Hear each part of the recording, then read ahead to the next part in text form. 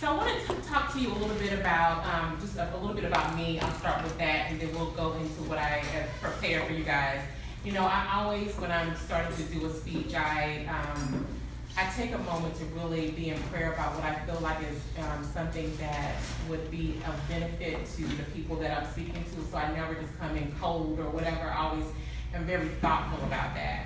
And so I'm going to introduce myself a little bit and then go from there. So just to tell you a little bit about me, I'm Takisha Bromell. I am a coach. I do speaking engagements. But one of the things that I do more so than anything is, and what I believe is, that 70% of the people that are maybe in the world have no idea what they're, come on in there. Yes, come on and join us. 70% of the people that are here have no idea, they're sleepwalking through their lives, they have no idea what their purpose is. Have no idea what their purpose is.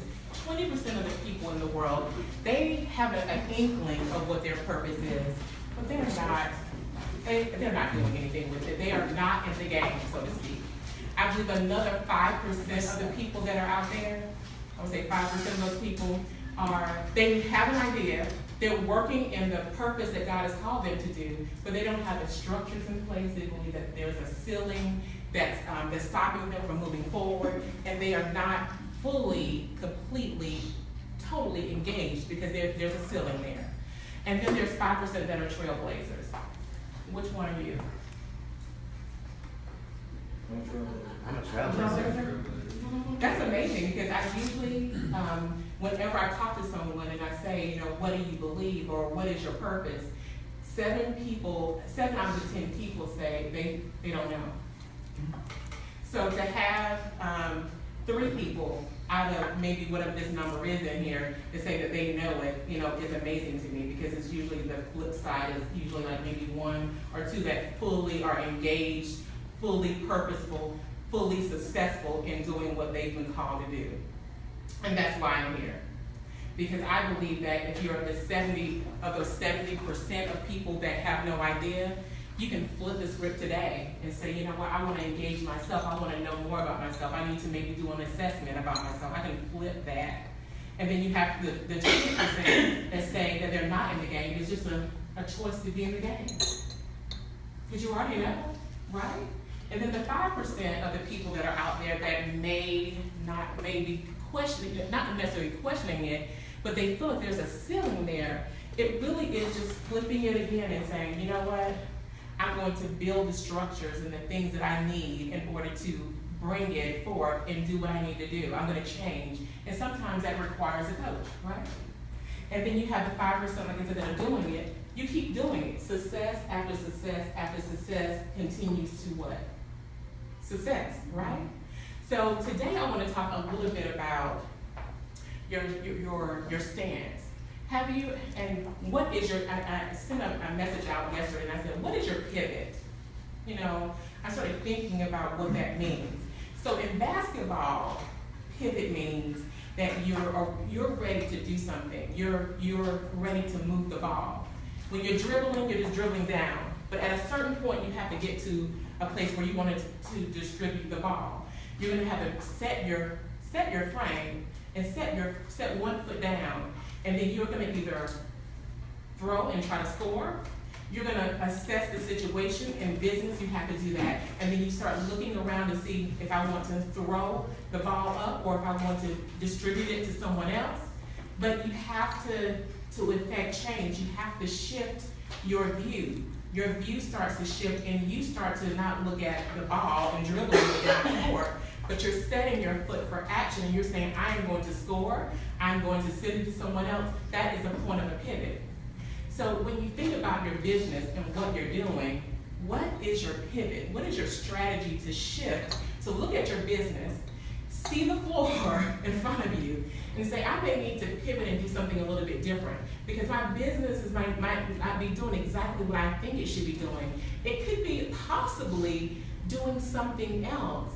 And I may need to just shift my view just a little bit. I may want for it to be this way, but the business may be coming from a different direction, and I need to just shift a little bit.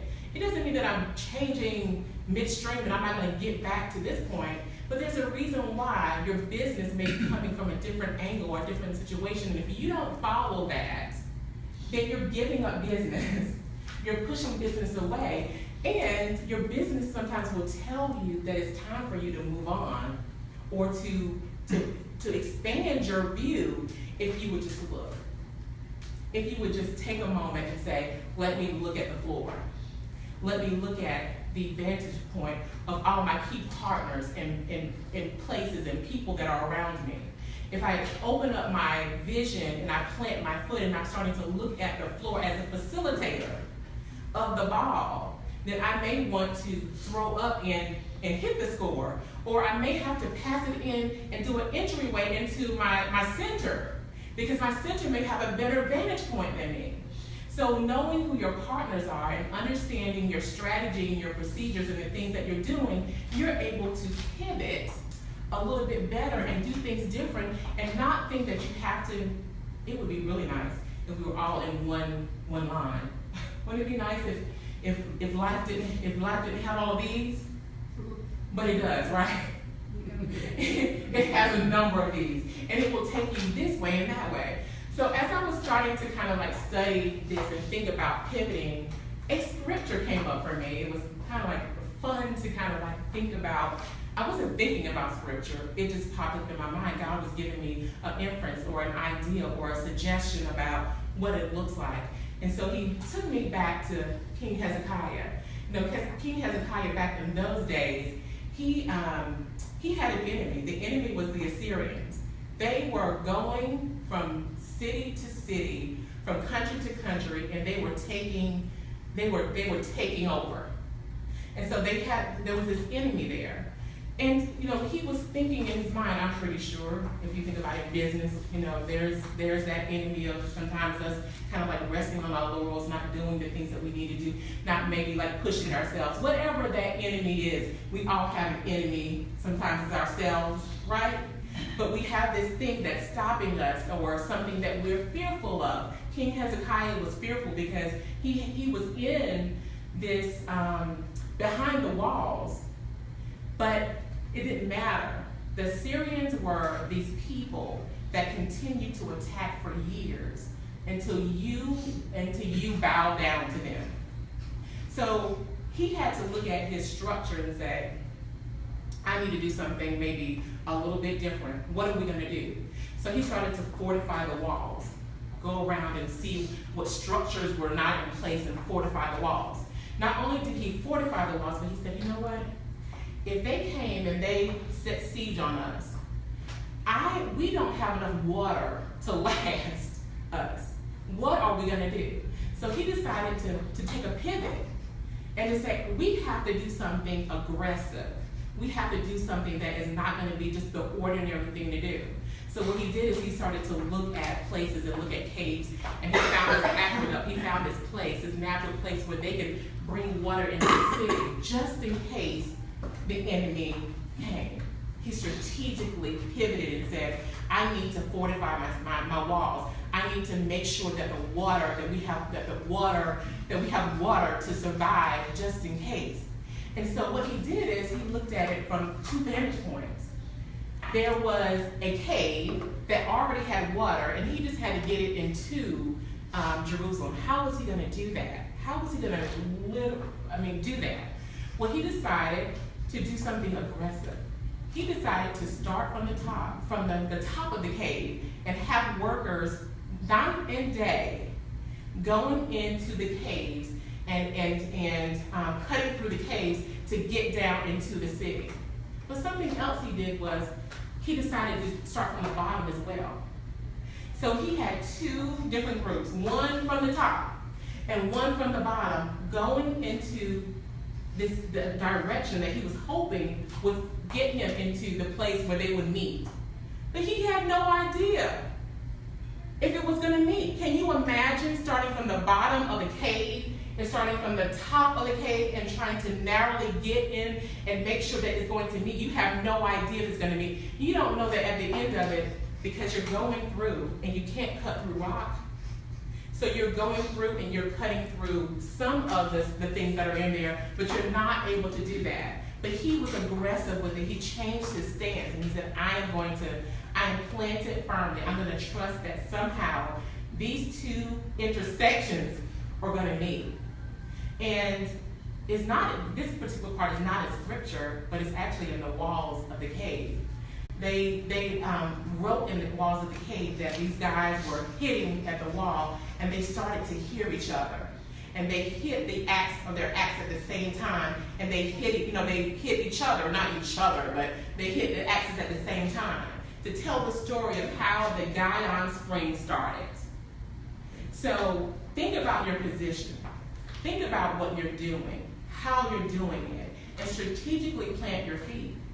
Now, he didn't know that in the course of things, that God was really angry with the Assyrians because they were saying that they were God. They got compass. They were going out, and they decided that they were going to conquer city by city, country by country, and they became very pompous with themselves. They thought that they were sure of what they could do, and they said, "We're God," and they stood out in front of Jerusalem and said, "We're God.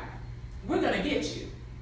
And what happened is, in the story, is Hezekiah didn't have to fight. God said that no one was going to enter that city. It happened twice. So even though he went around, and he did all of these infrastructural changes, he fortified the city, and he did all those things, they never entered Jerusalem. Never. One time, they were sent back home because of something that they heard. The second time that they came before him, they ended up dying there in front of Jerusalem with a wasting disease that God enacted on them.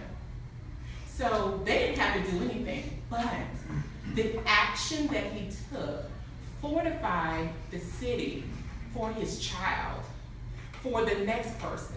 They now had a system to get water into the city. He was legacy building and didn't even know that he was legacy building. So are you legacy building today?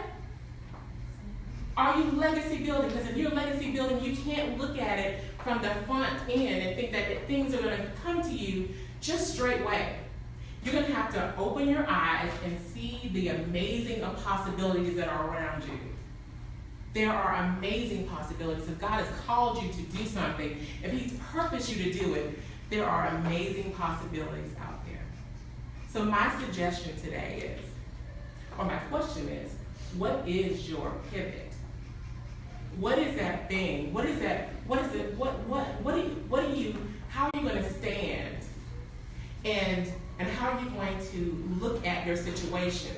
And not only how are you going to look at your situation, what are you going to do about your situation that's different than anything else? You have a pivot to do now.